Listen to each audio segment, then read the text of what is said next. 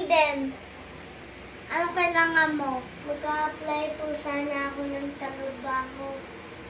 Maupo ka. Ang gusto ko trabaho. Kahit ano po. Sipag ka ba? Aba, opo. Masipag po ako. Mabuti yan. Taga-saan ka? Pampanga po. Malago. Ano natapos? Elementary lang po eh.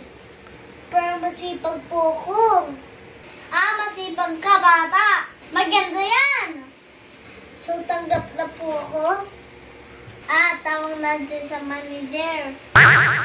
Hindi ba po kayo manager? Ay, hindi.